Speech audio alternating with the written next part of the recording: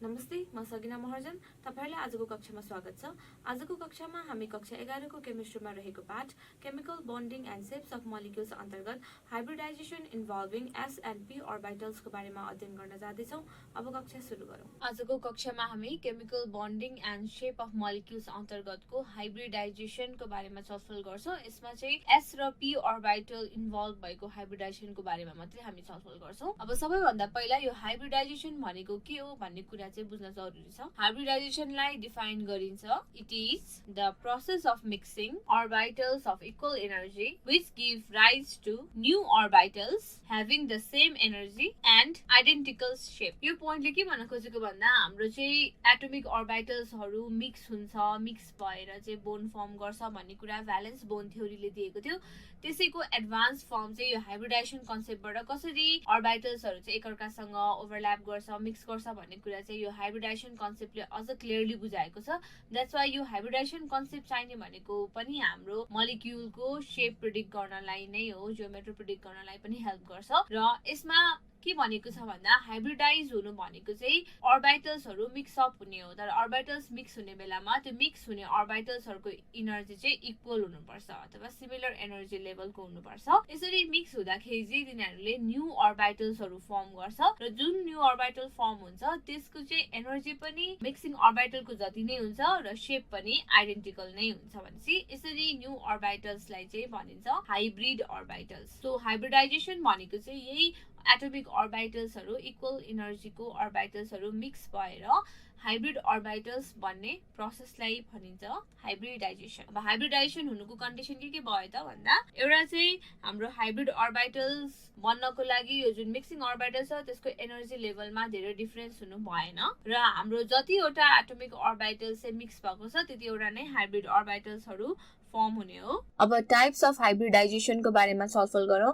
अब हाइब्रिडाइजेसन को चाहिँ टाइप्स कसरी डिटरमाइन गरिएको छ भन्दा on the basis of number and nature of orbitals। त्यसमा कम्बाइन गरिरहेको ऑर्बिटल को नेचर s ऑर्बिटल हो कि p ऑर्बिटल हो कि र कतिवटा s ऑर्बिटल कतिवटा p ऑर्बिटल कतिवटा त्यसको नम्बर र नेचरको आधारमा हाइब्रिडाइजेसन को टाइपलाई क्याटेगोराइज गरिएको छ। सो फर्स्ट टाइप छ sp हाइब्रिडाइजेसन। sp हाइब्रिडाइजेसन भन्ने बित्तिकै नाम अनुसार s र p ऑर्बिटल इन्भल्भ छ र एउटा s र एउटा p ऑर्बिटल चाहिँ मिक्स भएर हाइब्रिड ऑर्बिटल बन्छ र यही प्रोसेसलाई sp हाइब्रिडाइजेसन भनिन्छ।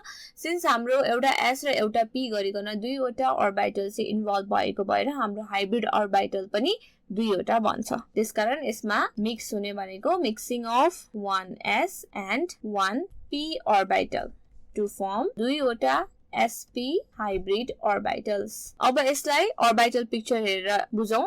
जस्तो s ऑर्बिटल भयो भने s ऑर्बिटल को हाम्रो शेप स्फेरिकल हुन्छ, त्यही भएर एउटा s ऑर्बिटल र p ऑर्बिटल को शेप हाम्रो डम्बेल शेप हुन्छ।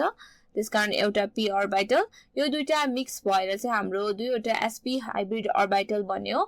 हाम्रो हाइब्रिडाइजेसन हुने बित्तिकै यो p ऑर्बिटल को जुन लोब छ एउटा चाहिँ फुलेको र अर्को यस्तो सानो देखिन्छ यो कम्बाइन भइसकेपछि है। अनि यसरी हाम्रो दुईवटा यस्तै हाइब्रिड ऑर्बिटलहरु मिक्स भयो भने चाहिँ ओभरअलमा बन्ने शेप भनेको यसरी एउटा सोलन शेप र अर्को सानो, त्यसै गरी अर्को हाइब्रिड ऑर्बिटलको पनि एउटा सोलन र अर्को सानो। यसरी बन्छ हाम्रो sp हाइब्रिड ऑर्बिटल। र यो sp हाइब्रिड ऑर्बिटलको यसरी एक्सिस हेर्ने हो भने चाहिँ हाम्रो यो जुन कम्बाइनिङ हाइब्रिड ऑर्बिटल हुन्छ यो इलेक्ट्रोनहरुले चाहिँ एकअर्कालाई रिपेल गर्ने भएको हुनाले चाहिँ सकेसम्म यो बोन्ड बन्दाखेरि चाहिँ यिनीहरु एकअर्काको टाढा नै बस्न खोज्छन् इलेक्ट्रोनहरु। र यसरी इलेक्ट्रोनिक रिपल्सनलाई मिनिमाइज गर्नको लागि एटेन गर्ने शेप भनेको चाहिँ यिनीहरुको लिनियर शेप हुन्छ र लिनियर शेप हुने बित्तिकै हाम्रो बोन्ड एंगल चाहिँ हुन्छ 180 डिग्री। त्यसकारण sp हाइब्रिडाइजेसन छ भने त्यस्तो मोलिक्युलहरुको शेप चाहिँ लिनियर हुन्छ र बोन्ड एंगल चाहिँ 180 डिग्री हुन्छ।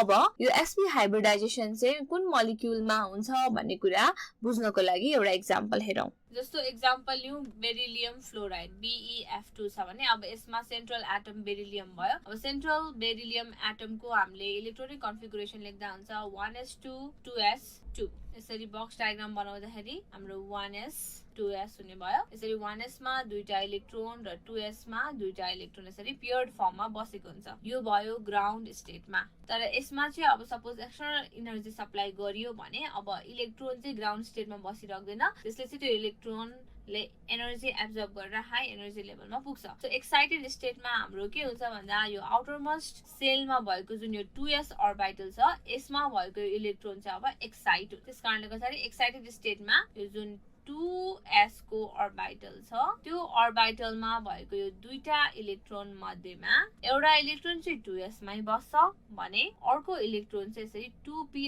अर्बिटलमा एक्साइट गर्छ, जम्प गर्छ। सो एक्साइटेड स्टेटमा यसरी बस्ने भयो बेरिलियमको इलेक्ट्रोन। अब बेरिलियमले फ्लोरिनसँग बोन्ड बनाउनको लागि एउटा इलेक्ट्रोन शेयर गरेर नै बोन्ड बनाउने हो भनेपछि अब फ्लोरिनको एउटा इलेक्ट्रोन चाहिँ यता आएर कम्बाइन हुन्छ र अर्को इलेक्ट्रोन यसरी 2p मा आएर कम्बाइन हुन्छ। यसरी बोन्ड बनाउनको लागि हाम्रो एउटा s र एउटा p अर्बिटल युज भएको छ, त्यसकारण यो हाइब्रिडाइजेसन के हुने भयो त sp हाइब्रिडाइजेसन हुने भयो। त्यसकारण बेरिलियम फ्लोराइडको स्ट्रक्चर बनाउँदा बेरिलियम सेन्ट्रल एटम लेख्छौं र फ्लोरिनलाई वरिपरि अरेन्ज गर्ने हो। सिन्स बेरिलियम फ्लोराइडमा sp हाइब्रिडाइजेसन हुन्छ त्यसकारण यसको शेप चाहिँ के हुने रहेछ त लिनियर हुने रहेछ भनेपछि यिनीहरू एकअर्काको 180 डिग्रीमा बस्छन्। सो जुन मोलिक्युलको हाइब्रिडाइजेसन sp छ त्यसको शेप चाहिँ लिनियर हुने भयो। अब अर्को हाइब्रिडाइजेसन हेरौँ। सेकेन्डमा छ sp2 हाइब्रिडाइजेसन। यसमा चाहिँ नाम अनुसार नै के मिक्स हुने भयो त मिक्सिङ अफ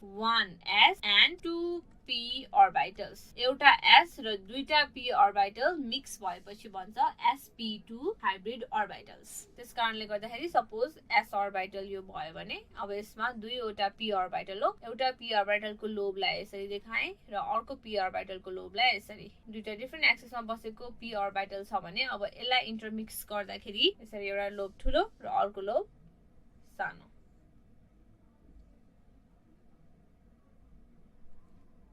र थर्ड लोब यसरी बस्दाखेरि के देखियो भन्दाखेरि हाम्रो यो जुन हाइब्रिड अर्बिटल छ यो चाहिँ ठ्याक्कै ट्रायंगल जस्तो फर्ममा चाहिँ हाइब्रिड भनेर बस्ने रहेछ। त्यसकारणले गर्दाखेरि यस्तो sp2 हाइब्रिड अर्बिटलहरुको जुन यो बोन्ड एंगल छ त्यो चाहिँ 120 डिग्री हुन्छ र शेपलाई भनिन्छ ट्राइगोनल प्लानर शेप। अब एउटा एक्जाम्पल हेरौं। जस्तो BF3 मोलिक्युल छ बोरोन ट्राइफ्लोराइड। अब यसमा पनि सेन्ट्रल एटम बोरोन हो। सो बोरोनको इलेक्ट्रोनिक कन्फिगुरेसन लेख्दाखेरि 1s2 2s2 2p1 हुन्छ।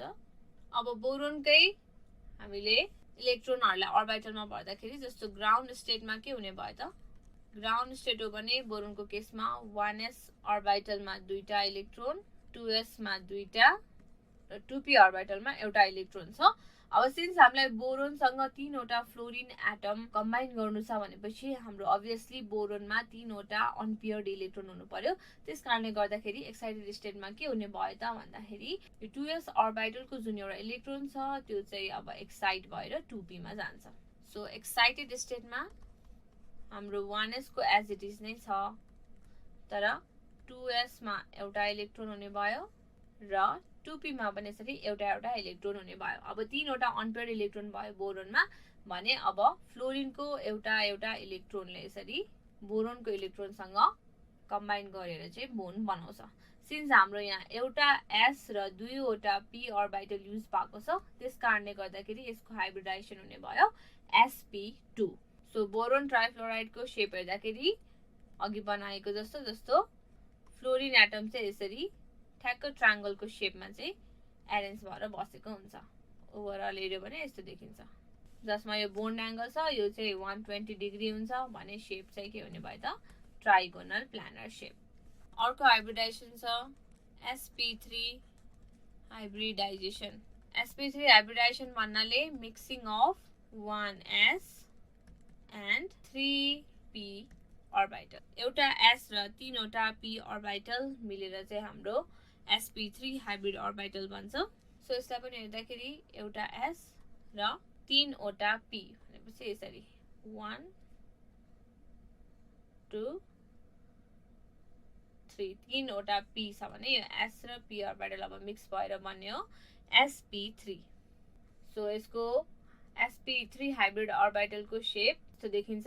यो सट्टा हेर्दाखेरि यो कस्तो शेप छ त टेट्राहेड्रल शेप छ।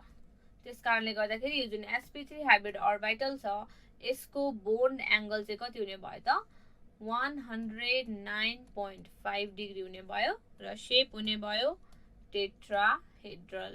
यसको पनि एउटा एक्जाम्पल हेरौं। जस्तो मिथेन छ भने अब यो मिथेनमा जुन यो कार्बन छ यो कार्बनको इलेक्ट्रोनिक कन्फिगरेसन हुन्छ 1s2 2s2 2p2। यसलाई पनि ग्राउन्ड स्टेटमा हेरौं। ग्राउन्ड स्टेटमा कार्बनको हेर्दाखेरि 1s मा दुईटा 2s अर्बिटलमा दुईटा र 2p अर्बिटलमा यसरी दुईटा दुईटा बसेको छ। अब मिथेन बनाउनको लागि कार्बनसँग 4 वटा हाइड्रोजनले बोन्ड बनाउनु पर्ने हुन्छ। त्यसको लागि 4 वटा अनपेयर्ड इलेक्ट्रोन चाहिन्छ। त्यसकारण यसमा पनि फेरि अब यो 2s को एउटा अर्बिटलको इलेक्ट्रोन चाहिँ यो 2p मा जान्छ। अब यसरी किन इलेक्ट्रोन चाहिँ शिफ्ट हुन सक्यो भन्दाखेरि बिकज s र p अर्बिटलको एनर्जी लेभलमा चाहिँ खासै डिफरेन्स छैन। त्यसकारणले गर्दाखेरि इजिली s अर्बिटलबाट p अर्बिटलमा चाहिँ इलेक्ट्रोन जम्प गर्न सक्छ। त्यसकारण अब एक्साइटेड स्टेटमा के हुने भयो त 1s को एज इट इज छ भने 2s को एउटा इलेक्ट्रोन जाने भयो 2p मा। अब यही 4 वटा अनपेयर्ड इलेक्ट्रोनमा चाहिँ यसरी हाइड्रोजनको एउटा एउटा इलेक्ट्रोन आउँछ पेयर अप हुनलाई। सिन्स यहाँ हाम्रो एउटा s र 3 वटा p अर्बिटल युज भइरहेछ त्यसकारणले यसको हाइब्रिडाइजेसन हुने भयो sp3। That's why मिथेन को स्ट्रक्चर कस्तो हुने भयो त कार्बन हुन्छ हाइड्रोजन अनि यसरी sp3 हाइब्रिड अर्बिटल्स भएको हुनाले यसमा हुन्छ टेट्राहेड्रल शेप र यो जुन बोन्ड एंगल छ त्यो चाहिँ 109.5 डिग्री। यसरी हामीले हाइब्रिडाइजेसनको मोड अनुसार पनि त्यसको बोन्ड एंगल कति हुन्छ र शेप कस्तो हुन्छ भन्ने कुरा डिटेक्ट गर्न सक्यौं। अब अर्को एउटा एक्जाम्पल हेरौं। जस्तो H2O वाटर छ भने अब यसमा सेन्ट्रल एटम अक्सिजन भयो। जस्तो अक्सिजनको electronic configuration 1s2 2s2 2p4।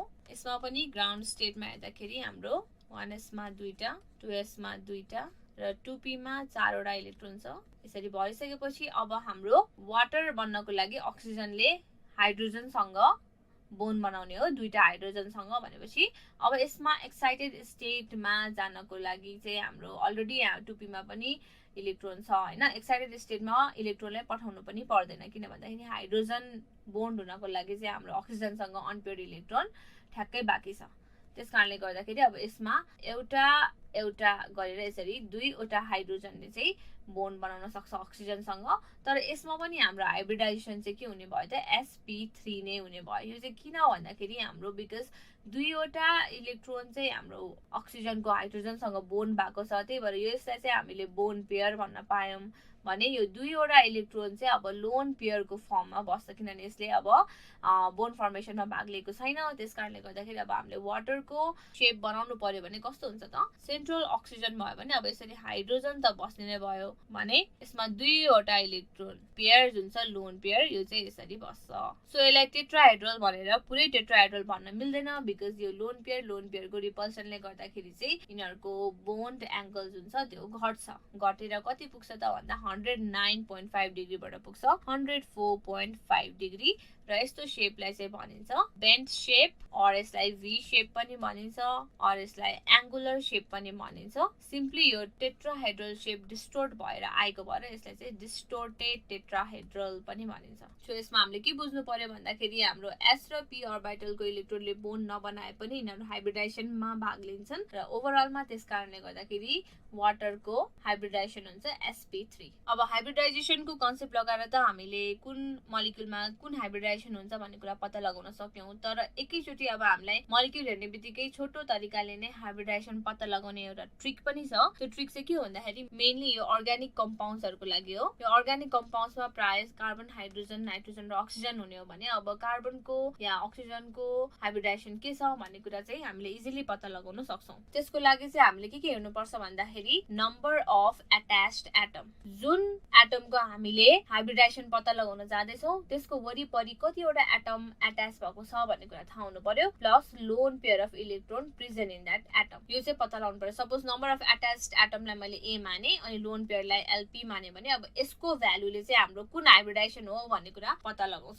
जस्तो यो एटम प्लस लोन पेयर गर्दाखेरि चाहिँ यो दुईटाको भ्यालु 4 आयो भने हाइब्रिडाइजेसन हुन्छ sp3 को भ्यालु 3 आयो भने हाइब्रिडाइजेसन हुन्छ sp2 र यसको भ्यालु 2 आयो भने हाइब्रिडाइजेसन हुन्छ sp अब जस्तो एउटा एक्जाम्पलहरु हेरौं सपोज अघिको जस्तो मिथेन CH4 छ भने अब हामीलाई कार्बनको हाइब्रिडाइजेसन पत्ता लगाउनु छ भने सिम्पली के गर्ने त कार्बनको वरिपरि हाम्रो कतिवटा एटम अट्याच भएको छ भनेर हेर्छौं जस्तो यो कार्बनको हाइब्रिडाइजेसन पत्ता लगाउँदै छ भने अब यसको वरिपरि 1 2 3 4 चारवटा एटम अट्याच छ That's why हाम्रो A plus LP मा A को भ्यालु हुने भयो 4 प्लस अब कार्बन मा लोन पेयर त हुँदैन भनेपछि लोन पेयर कति हुने भयो त 0 That's why हाम्रो टोटल A plus LP को भ्यालु आयो 4 सो हाम्रो मिथेन मा हुने रहेछ sp3 हाइब्रिडाइजेसन हामीले इजिली पत्ता लगाउन सक्छौं तर यसमा ध्यान दिनुपर्ने कुरा चाहिँ हामीले बोन्ड हेर्ने हैन हामीले खाली त्यो एटम सँग अट्याच भएको एटमहरु कतिवटा छ मात्रै हेर्छौं जस्तो इथिन CH2